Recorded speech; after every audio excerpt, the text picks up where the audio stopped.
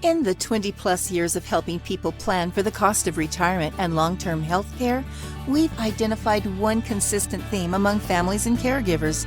People don't like to talk about money. Lifecare Affordability Planning helps families who are facing long-term health issues and increasing health-related expenditures to make better informed financial decisions during a time when there are so many unanswered questions. It's time to face this topic head-on, address the emotional charge of discussing money, and discover practical ways to bridge the gap between a long-term health care plan and your ability to pay for it. Hello and welcome to Lifecare Affordability Planning with Tom West and Arvette Reid from Signature Estate and Investment Advisors. Today we're going to be talking about money, thriving versus failing to thrive. When it comes to managing care and finances for those with a health diagnosis, there are those who thrive and those who fail to thrive. Today, Tom West and Arvette Reid explore the mindsets, attitudes, and actions that set these two groups apart when handling a loved one's declining health, so you can be better prepared to care for your loved one in the event of a health crisis. Good morning, Tom and Arvette. How are you? Good morning, Eric. Hi there. Tom, I love the topic of this episode, and I love the word thrive, to be honest with you.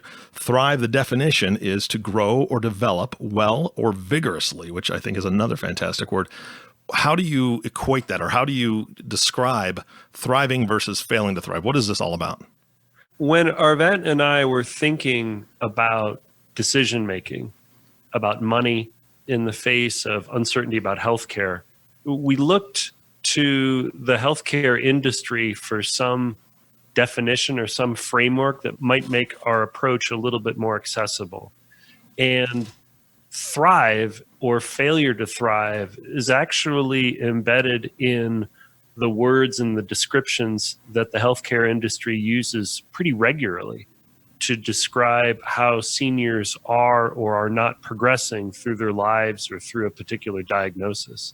When we were thinking of thrive and failure to thrive as sort of an active metaphor for a decision-making process, we wanted to borrow from that framework because so many of our listeners are coming from healthcare, senior healthcare, hospital healthcare, and whatnot.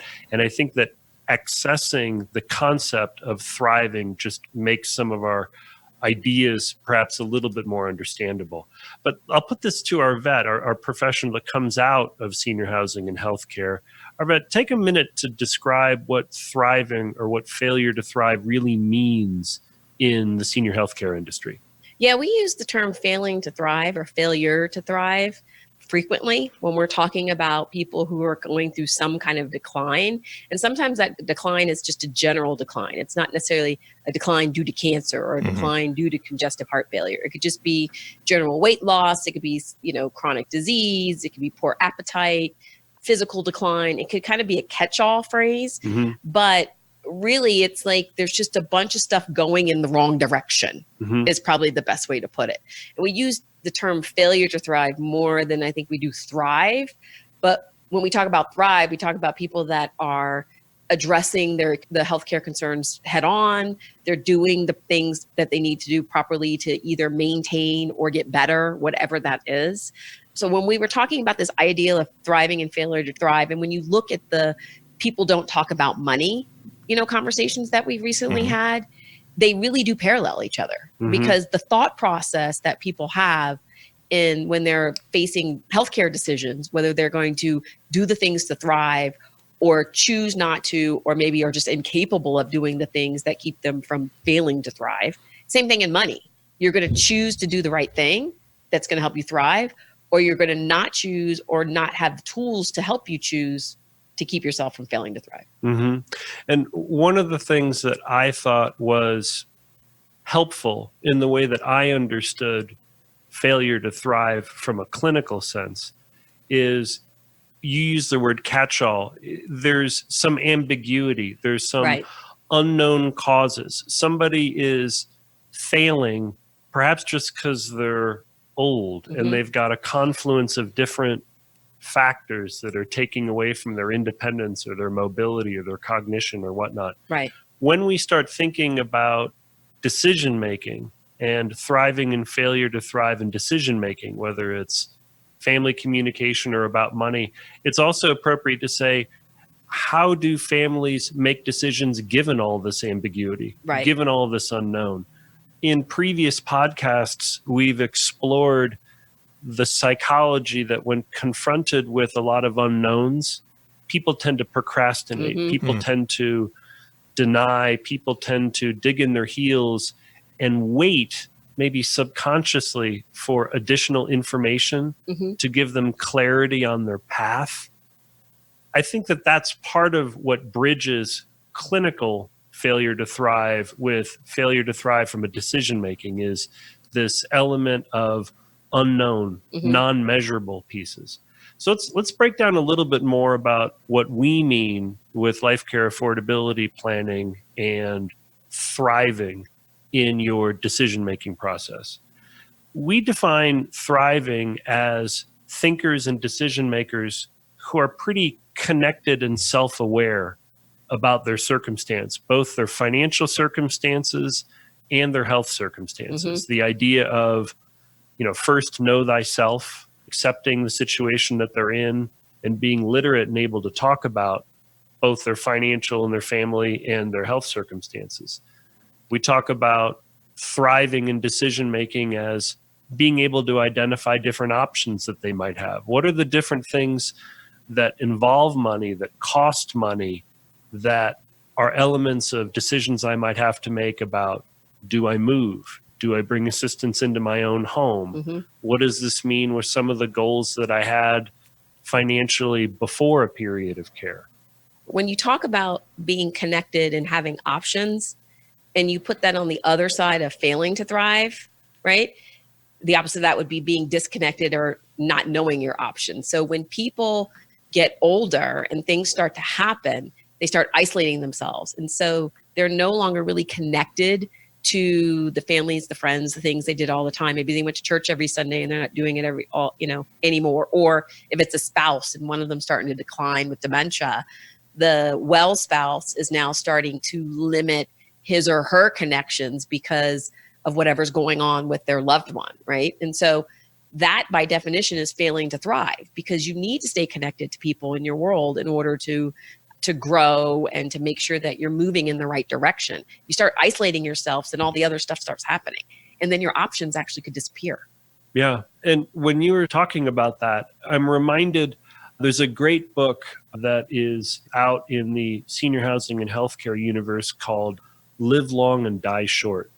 And one of the concepts in that book is people's brain, the human brain's ability to continue to learn and to adapt, but the failure to sort of move out of your regular pattern. Right. You go to the same grocery store, you get the same food, you talk to the same people, you do the same thing year over year over year.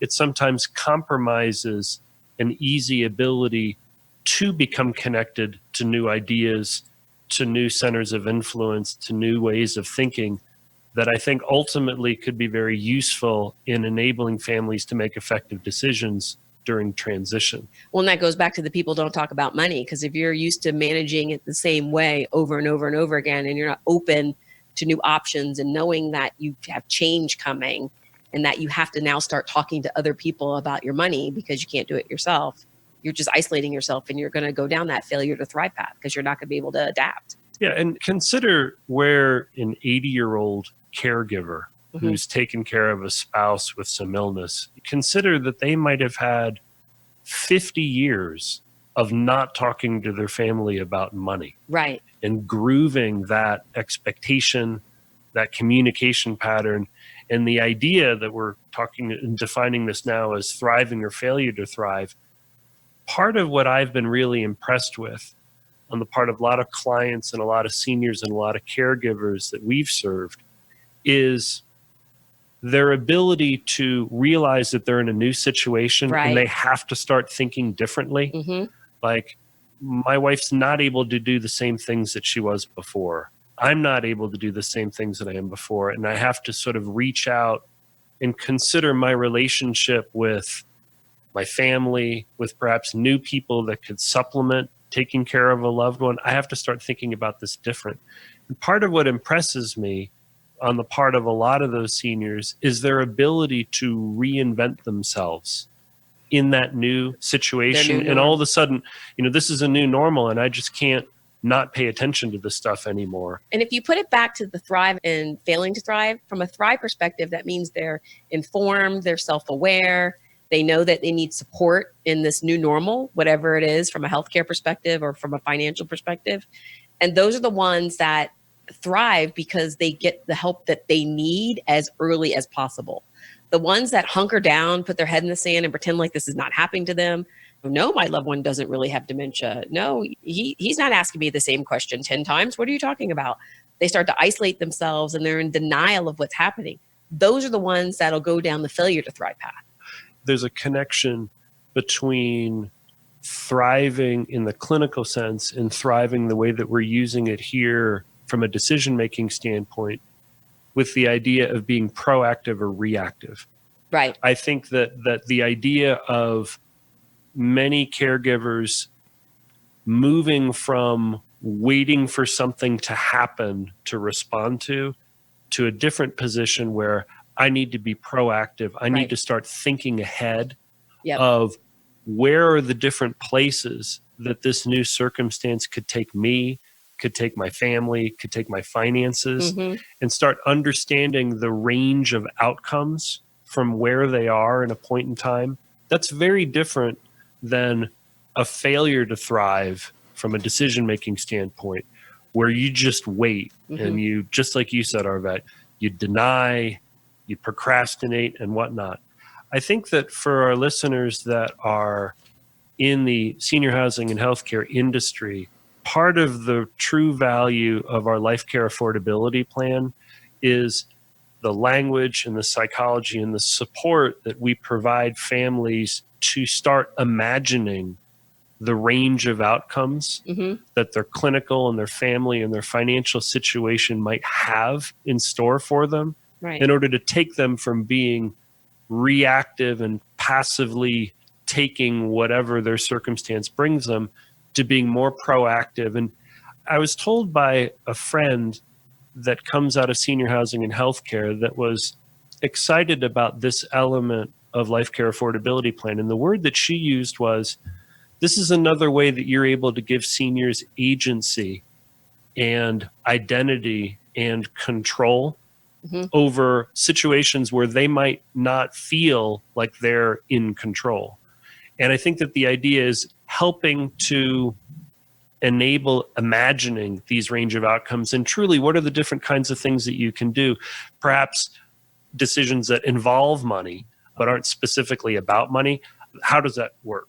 Arvette, tell me a little bit about failure to thrive in the clinical sense and the idea of people not wanting to make changes and maybe aversion to change. Talk a little bit about that from a clinical sense, from how the senior housing and healthcare industry thinks about unwillingness to change. Then we'll make some bridges to decision making from that. Yeah, and I think before I do that, when you were talking, the one thing that came to mind is I was thinking about a case that we worked on with the Lifecare Affordability Plan. We had Christy and Lindsay from Insight Memory Care Center on the podcast earlier, and this was one of their families. That family also was dealing with an aging life care professional. I think we've talked about them in the past before. And this was a perfect team to work with this family. This family was being very proactive, as you just said, about thriving versus not thriving when you're more reactive. The gentleman had a recent diagnosis of dementia. They knew that their world was changing and that they needed to plan for what was coming down the road and that they didn't know what was coming down the road. So by reaching out to Insight and then reaching out to the aging life care professional and then reaching out to us, they were actually taking all the steps to make sure that they were going to continue to thrive as his diagnosis progressed the best way they could. And so the Lifecare Affordability Plan, with all the input from Insight and from the aging life care, and then adding our financial stuff to the scenarios, really gave them the opportunity to do that. If they hadn't reached out for help, they would have been in that failing to thrive mode where they would have just kept going forward with no plan and winging it. And then things were happening and then they would be reactive. That popped in my head when you were talking. So I jumped into that before we did the question. Yeah. And what I was having you comment on was talk a little bit about unwillingness to change. Right. Just hunkering down and whatnot. Tell me a little bit about that and failure to thrive from a clinical sense. And then we'll bridge it back to our decision-making universe. I think one that a lot of people can relate to is your knees going bad, right? Like if you think about everybody that's got orthopedic knee problems, like Eric, I'm sure you know somebody in your family. That would be me. Yeah. That includes me right now. It's me. Yeah, Eric, I know you know someone in your family who's had a knee replacement. There are a lot of people who've had knee replacements, but by the time someone gets a knee replacement, think of all the stuff that's happened before, right? So the knees start going bad, and then you start to wobble, and then you start avoiding steps, and everybody's telling you like you might need a knee replacement, but you don't really want one. And then you start getting the cortisone shots, but you're really still not better. And so the idea of that you are just procrastinating, those that never get the knee replacement or wait until it gets so bad, sometimes then have other issues going on. And so the knee replacement might not be an option, or it actually will be more of a risk than it would have been 5 years before.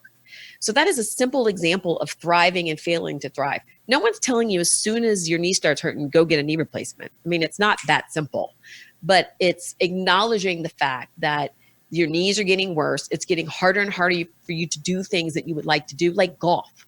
I've watched my friends and family's parents love to play golf, and all of a sudden the knees are so bad, they're starting to change their golf game. They're not walking, they're doing the cart, or they're hitting different. So that's an example of you get to choose whether you're open to change and getting that fixed, or whether you're just going to hunker down and wait and lose out on some of the things you might have enjoyed. Yeah. There's another area of thriving and failure to thrive. We'll talk about a story from our case that we worked on yesterday. Mm-hmm. So yesterday we were counseling a family where the gentleman has some early onset memory problems, and the couple who didn't have children were shopping a number of different retirement communities, and they did not have the information that you need to be forthright about your health circumstance when you're shopping different retirement communities. And I respect where they're coming from, because, you know, I don't want everybody to know our business, and I don't want some options taken off the table if I tell them that we might have some memory support problems in our future. But they came into the meeting pretty discouraged because they understood from a little bit of information that because of his memory problems, that the entire universe of different life plan communities or continuing care retirement communities was probably not going to work for them. And one of the things that struck me, because I think that we watched them move from a possible failure to thrive path to a thrive path, was we were able to say, no, that's not exactly right.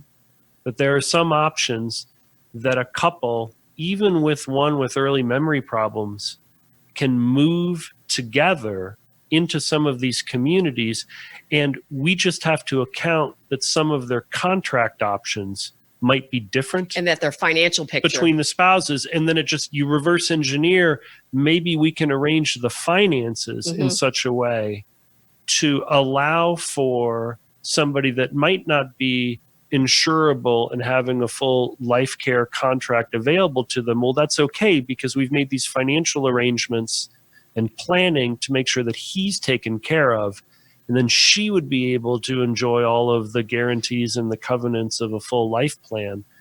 And we think, at least as of today, that we're going to be able to help this family arrange their finances in such a way that their priority and goal of moving somewhere together to stay together, even though they have different needs right now, that they're going to be able to do that. And I think that that's a great example of transitioning from not having information, not being connected, not knowing your options, potentially failing to thrive in their path, to, after a good conversation and an informed one with us, opening up some possibilities that they might not have explored because of these mistaken assumptions, had they not been through this life care affordability process and open and asking for help.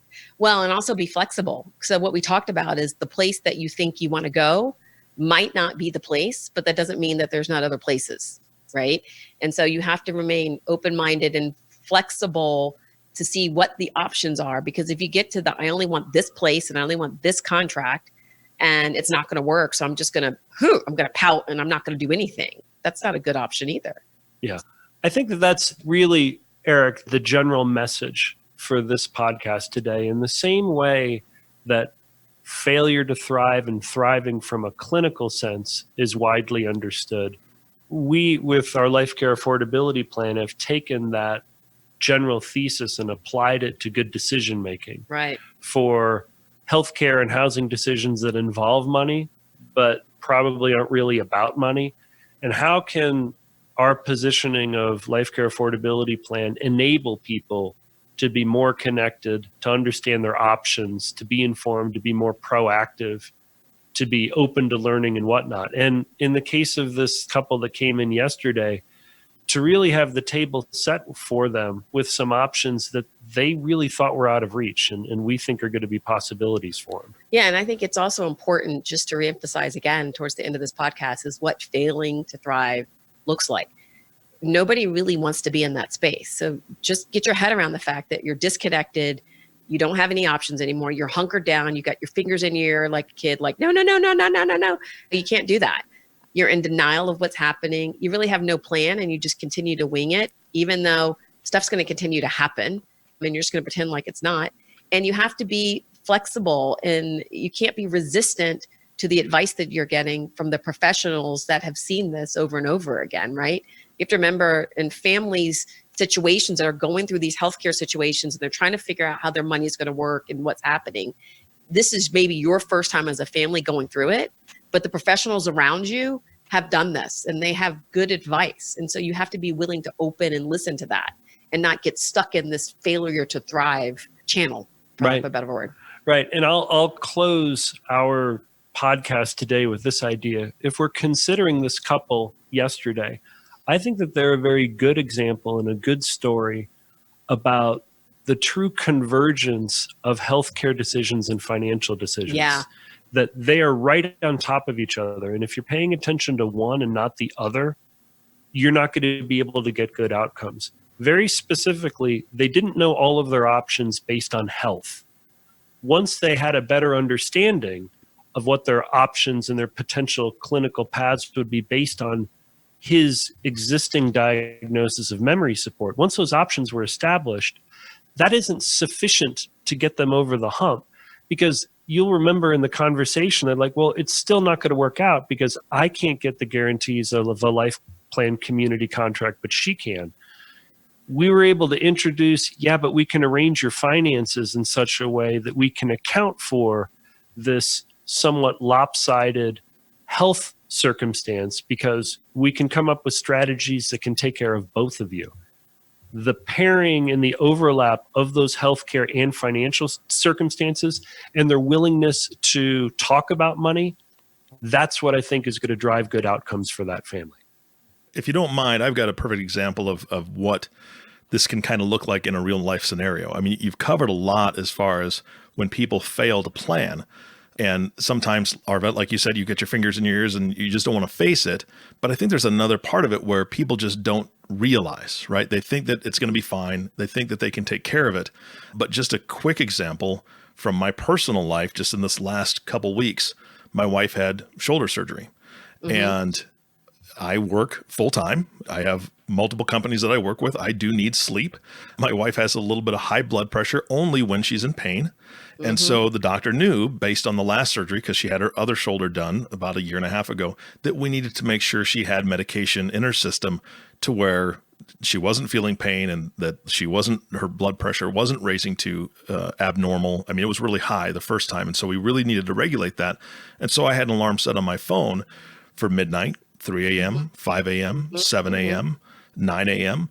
Every time my alarm went off, I had to give her a med. Sometimes it was different, sometimes it was a combination, but it kept her out of pain. It was 3 different medications that she was taking just to manage the pain.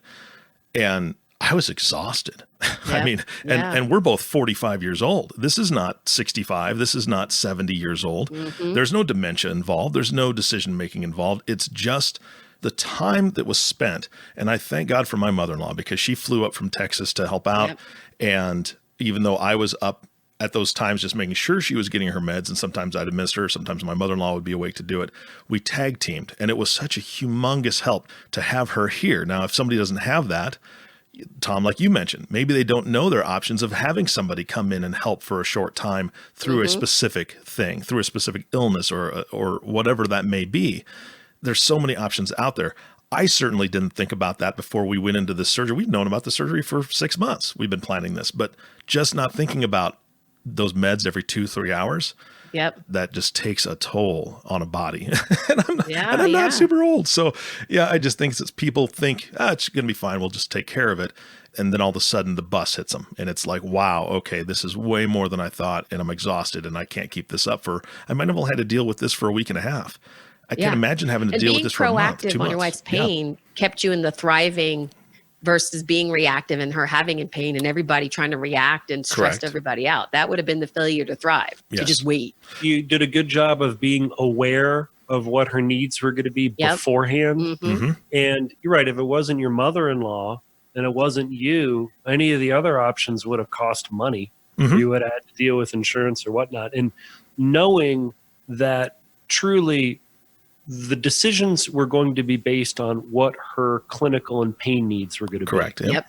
And if it wasn't you and it wasn't your mother, then you were going to be making a financial decision, hopefully informed, perhaps not informed, but one way or the other. Now that you had this information, you were going to make sure that she wasn't in pain. Yeah. I think that there's a lot of parallels to that circumstance about being self-aware, knowing when to ask for help, staying connected. And also the last thing that I'll give you credit for, at least with bringing it out in your story, is knowing what your own limits are going to be. The idea that if everybody that was taking care of their spouse that had some health challenges was really aware of what their limits really were and tagged in help at the right time, that would alleviate a lot of crises. Right, Yep, absolutely. And the last piece is that I started this off with the definition of thrive. And I want to go through a couple of the synonyms because I think they're absolutely beautiful and it really plays into this. Some of the synonyms for thrive are flourish, prosper, develop well, and the last two I'll say on this list are make strides and succeed. And I think that last one really wraps it up because if you thrive, you'll succeed, right? I mean, that's what we're talking about here. And if you fail to thrive, the success rate goes way down. Yeah. Right? That's right. All right, guys. Thank you so much for your time. I think this is a fantastic podcast. I hope the audience got a ton of information. If they did and they have questions, how can they reach you? affordlifecare.com is the website that we've got up and running, and all of the contact information and resources that we're bringing to market are available online. affordlifecare.com, correct? That's right. All right. Thank you guys again for your time. Thank you. Thanks. And thank you for joining us today on the Lifecare Affordability Planning Podcast with Tom and Arvette. If you have not subscribed to the podcast yet, please click the subscribe now button below. This way, when Tom and Arvette come out with a new podcast, it'll show up directly on your listening device. This makes it much easier to share these podcasts with your friends and family. Thanks again for listening today. For everyone at Lifecare Affordability Planning, this is Eric Johnson reminding you to live your best day every day. And we'll see you next time. Views and opinions provided herein are those of the individual speakers. All content is informational only and is not intended to be an endorsement or recommendation of any particular investment strategy or other course of action. Consult your tax, legal, and financial professions concerning your specific situation. Securities offered through Royal Alliance Associates Incorporated, member FINRA/SIPC. Advisory services offered through SEIA LLC. Royal Alliance Associates Incorporated is separately owned, and other entities and/or marketing names, products, or services referenced here are independent of Royal Alliance Associates, Inc. Lifecare Affordability Plan is a marketing name for SEIA. Services related to evaluating the client's healthcare treatment plan are independent of and not endorsed by Royal Alliance Associates, Inc.